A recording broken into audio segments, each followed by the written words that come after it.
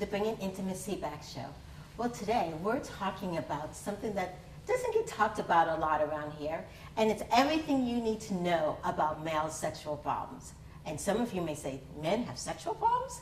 Yes, they do.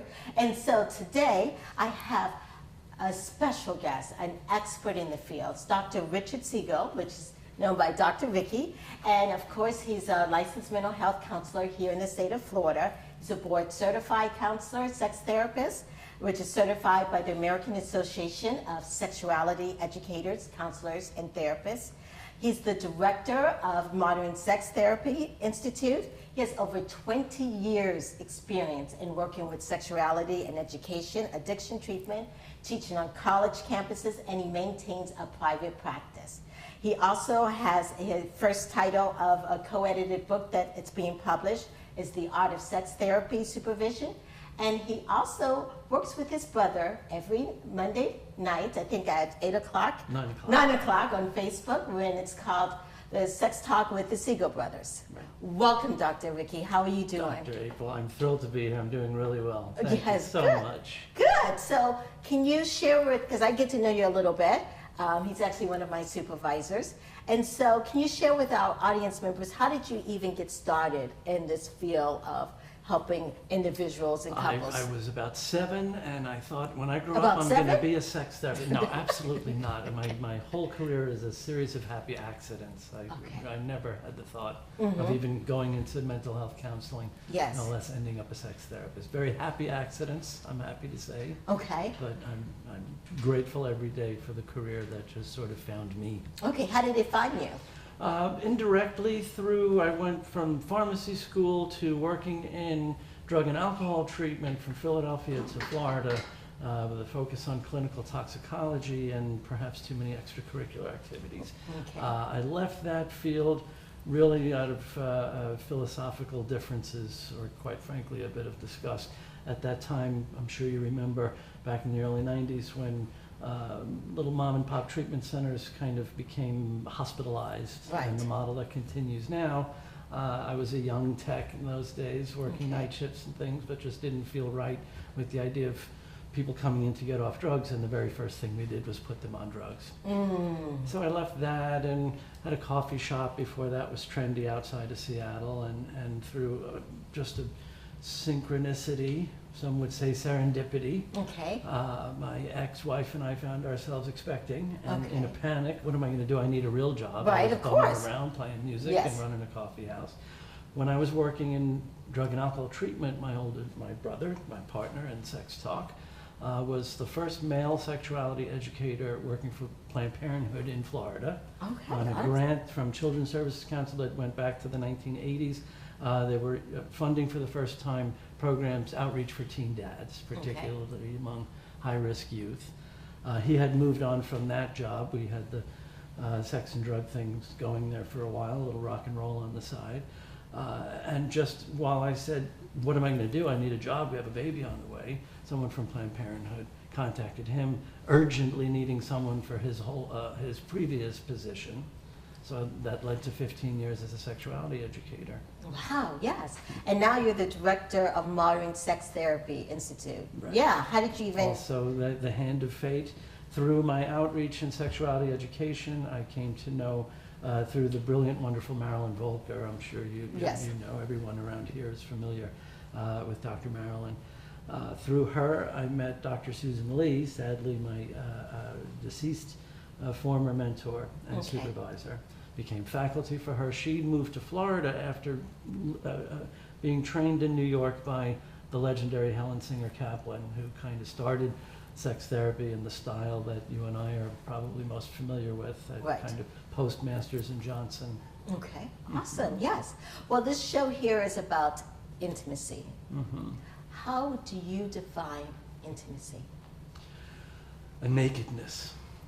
Not just a literal nakedness without clothes, but a true figurative, emotional, genuine, present nakedness. Being able to be with someone.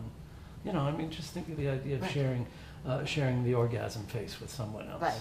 That takes a kind of trust and vulnerability, especially for men. Right. We're much more conditioned to vulnerability, put the guard up. That's why so many people have to, put a little buzz on before they get intimate. Another problem with the definition is too many people like an intimacy with sex. Right. And of course, we therapists know that It is. sexual intimacy is just It's one one of part of many many. types of intimacies that we share. The closeness, the connection, the genuine connection between human beings. Right, and I love that how you said the nakedness, because that can even mean the nakedness and our brain, how we Yeah, a lot of people, when the intellectually clothes come off, Yes. they get bundled up emotionally. Right. They're putting on parkas and mucklucks and ski masks Yes. because it's too naked, right? How many people say they can have intercourse, but kissing with the lights on is too intimate? right. How we're so squirrely with sex that we get a lot of this upside down, even basic things like intimacy. Yes, yes. And so as we're talking about that, and then today we're talking about sexual dysfunction, male sexual dysfunction. What actually is a sexual dysfunction? Well, that's a good question, because we're trained in such a medical model and always looking for a disease label, especially the whole industry, medicine and medical and mental health are based in a managed care system. If there's no disease, there's no reimbursement, right? So I prefer to think of more sexual problems, things that are sexually distressing, but of course the sexual dysfunction, as we know from the DSM, has specific diagnostic criteria. Right. There are something that's causing distress to a person or in a couple that's persistent, that meets the criteria. Yeah, but I think for men, when they have sexual dysfunction or sexual problems, it affects them in a whole different manner than us women. Right. And as a man, can you explain? Well, I think it relates to the definition of dysfunction. I'd say the universal principle for sexual dysfunction in men has to do with the script that we are handed. Of course, again, this is a figurative, unwritten script Right. in how to be a man, Right. which is all about performance and virility and being big enough and man enough and lasting long enough and having the goods to satisfy any sexual partner. And that gives him a sense of pride and ego and worth as a man.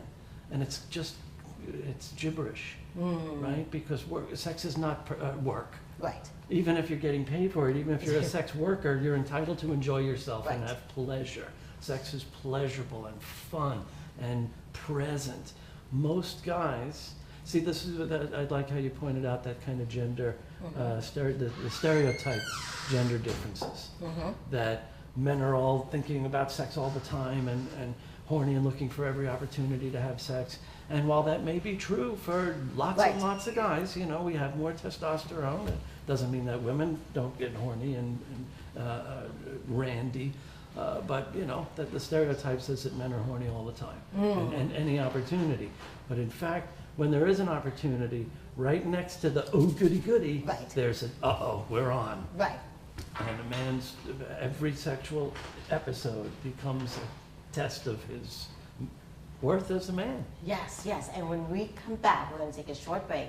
We're going to talk about that test, that worth of a man. We're going to take a short break, and we'll be back on the Bring In Intimacy show, where intimacy is real.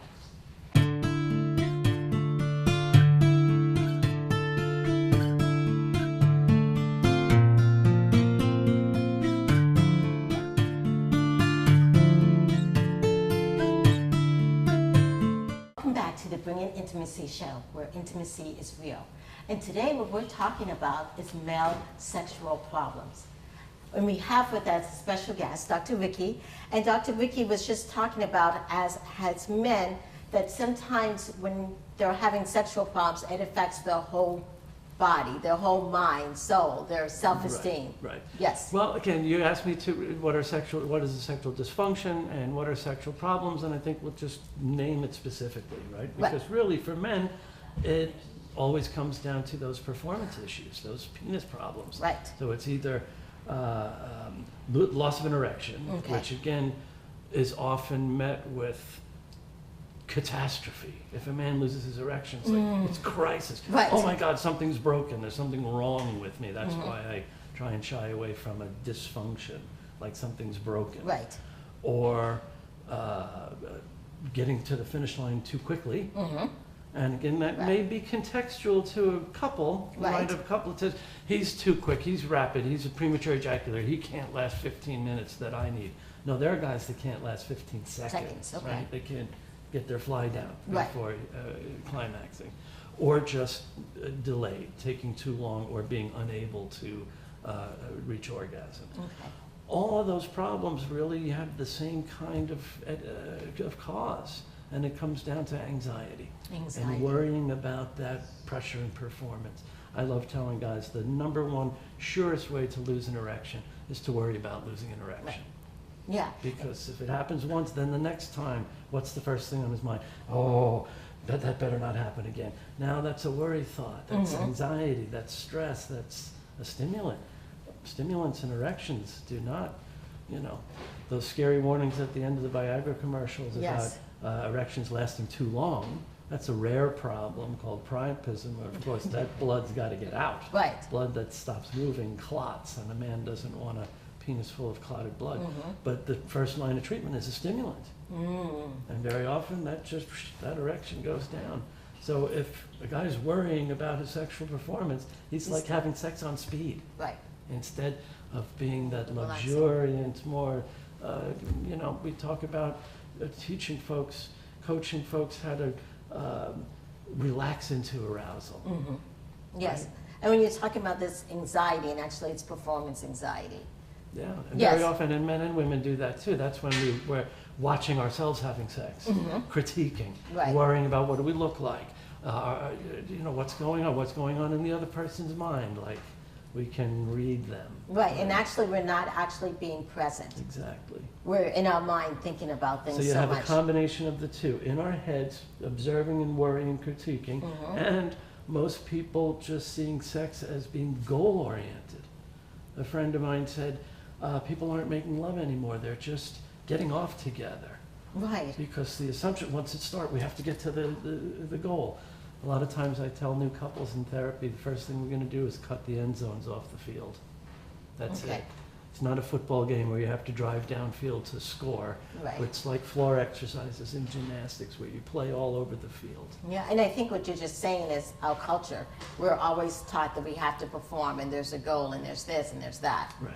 Yes. It's such a cliche, but such a good one. Sex is about the journey, not the destination. Right. You enjoy the entirety of it. Foreplay is a horrible word for that reason. And it's also a sexist thing, right? Because what's foreplay for men? Zip, And ready. then they're ready. Right? The play before what? Before Right. women have to get all revved up, and then a lot of old cliches we have to get rid of, right? Okay. But lovemaking, whole body experiences, encouraging people to run around the field before, get out of this mindset that the main event is what's important. It's all the main event. Okay. Yes. Yes. Yeah. So if a man is having a sexual problem, should they panic first if it's the first time they've had a sexual problem? Because, start that. well, Start first. I think guys are conditioned to panic, and if they could try not to, Right. Let's say an erection subsides before a man reaches orgasm. Right. Then And he that can happen, Right, and it happens normal. Of course, it happens to all guys. Yes. It's not ED. It's his reaction to it. Okay. If he were to go, no, I'll just focus on my partner's pleasure for a little while, and maybe And my maybe buddy will it'll want to work out. jump back in the game. Right. Maybe I'll sit this one out and get the next one and just be all about my partner tonight. But instead, there's oh my God, the brakes get slammed on, sex grinds to a halt, there's humiliation, there's this cowering. Now it's a setup, now it's ED. Right. Now it's the first thing on a guy's mind, whether it's the next week or a month later or a year later. That's all he's thinking about. Right. Guys use the word fail. You found someone willing to put up with you and have sex with you, you've won. Right. There is no fail. Okay. Whatever happens after that, as long as it's about mutual pleasuring and intimacy, it's all sex. Right, but I don't think we teach I'm just thinking about it, we don't teach our boys that. No, we don't. We You don't know what I'm teach our- saying? You don't teach Yeah. your boys that, and We so, don't teach our boys how to, men don't really understand how to, I've never one to stress this gender divide. I was never a fan of this Mars-Venus thing that we're different species and we'll never understand each other. But where there are gender differences, men need to think more like a woman in terms of how to make love to a partner and be other-centered, the way women are just kind of usually automatically conditioned. Right, to Right, think of the defer, other person, but yes. doesn't matter if it's not, my pleasure's not important. Right. Right, this is my obligation, especially those old baggage with marriage and, Mhm. you know, the marital duties, and Yes. that could go out with the garbage too. Okay, yes. Yes, but Sex what, is never an obligation for anyone. no, no. and it's Nor supposed to be is pleasurable. orgasm anyone's responsibility. It's Exactly. not a job to, you're not getting your partner off, you're both getting off together. Exactly, yes. Well, we're going to take a short break, and when we come back, we're going to give some tips on how to deal with men, and tips for themselves and for the relationship when they're struggling sexually.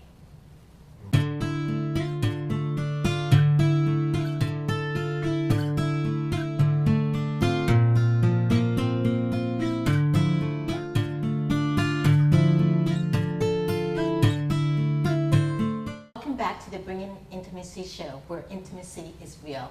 And today we've been talking about male sexual problems with Dr. Ricky. And one of the things that Dr. Ricky was just saying is that as a man, if you experience a sexual problem in an intimate moment, don't panic. Just go with the flow. Just enjoy your partner. Yeah. Yes, Sometimes just simply stopping, pausing, changing positions, particularly with that one, maybe one of the more difficult chronic problems for even sex therapists to deal with, what's known as delayed ejaculation. Mm-hmm. Sometimes just stopping and changing it up a little bit, because you know, guys think sometimes the message comes from porn, Right. that it's all about the thrusting, and it's just being a piston and thrusting away until the magic happens. If men understood women's sexual physiology and what truly makes women different, especially with respect to orgasm, then they would understand that it's not all about the magic piston and the thrusting. Right. And again, more whole body experience, and just stopping, switching it up, changing position can very often be a solution. Because again, same thing happens. There's in the middle of what's supposed to be two bodies in union, mind and body in union. Instead, he's inside his head going, uh-oh, this is taking awfully long. Right. The partner might be in their head, he or she thinking, what's taking so long, he must not be Right, attracted then to they're me. not connecting at Right. all. If he was into this, it would have happened by now. And now the catastrophe's happening. Yeah, They're both definitely. spiraling out inside their own heads. Yes. So what other tips can you provide in helping people? Well, as you know, Couples. so much sex therapy often begins with the idea of removing the demand, right? And of course, orgasm, while it's wonderful and we think of it as the payday, very often there is so much pressure Right. that it becomes demand. Sexual problems, especially among men, most often lead to guys just avoiding. You know, if they're afraid that their erection will let them down, they'll just start drifting. If they're in a relationship, they'll drift from their partner. So and if of you course, remove that the causes now demand- relationship Right, if you problems. remove the demand and the pressure in the pressure cooker. Right. Then we bring them back together, remind them why they got together in the first place. You know, sometimes all the usual suspects, kids and money and in-laws and life. Right. Couples forget that they're together because they were lovers. Mm-hmm. Even when they're children, what more literal embodiment of a couple's affection for one another, their connection, their bond, if they're raising a child together. But too often they become mommy and daddy, and those are not sexy roles. Right. That's right. another good tip. Don't be your partner's parent. Be your Exactly, partner's yes. lover. Yes, Right. yes, and don't even be your partner's social worker. Right. Yes, I say that also, yes. Yes, indeed. Yes. We tend to make lousy patients, sex therapy patients in particular. Yes. Yes. Yes, yes, yes. You've got to be your partner's lover. Right. Yes, definitely. So, Dr. Ricky, I know you do so many different things in your world. Can you tell us all the different things that's going on? I know you've got a book there. Yes, I'm very happy that Pride and Joy, not just my first publication, but I was so thrilled and honored first to be able to work with the brilliant James Wadley, my co-editor. Okay.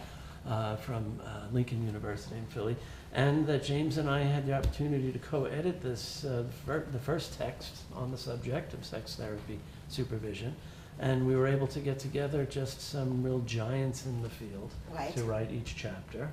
And it's a compendium.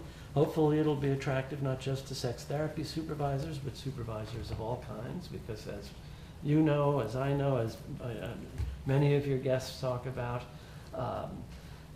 couples therapists, I like to say couples therapists that don't talk about sex are like plumbers that don't do toilets.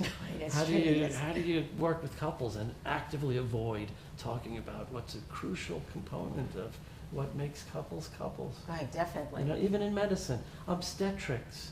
Think about that. One of the Mhm. most sexless arenas, but yet what makes people obstetric patients? Yeah. Right? Yeah, definitely, yes. Unfortunately, it would be a nice fantasy that we'll someday work ourselves out of a job, but I think we have job security for generations. Okay, good, yes. And I know that you love to talk about it, and you even talk about it on Monday nights. Yes, Indeed. yes. Yes, indeed. It's our hope that on the radio show, on Sex Talk with the Sigel Brothers, that a lot of our listenership is other therapists. And Mhm. we're encouraging them to get trained, be more comfortable, address your own hot spots and uncomfortable, squirmy areas, and Right. be truly a resource and present for your patients. So I maintain a small private practice as well, and supervise other therapists towards their becoming sex therapists as Awesome. well. So if our audience members are out there listening and they want to connect with you, what's the best way? Okay, I would love it if folks would go by the website, Modern Sex Therapy Institutes, plural.com, Modern Sex Therapy Institutes, all one word. And you can shoot me a note there, or you can email to ricky@modernsextherapy.com. All right, thank you so much, Dr. Ricky, It's for really being on my the show. pleasure, Dr. April. Thank Yes. you, and Yes. congratulations. Thanks. This has been the Bringing Intimacy show, where intimacy is real.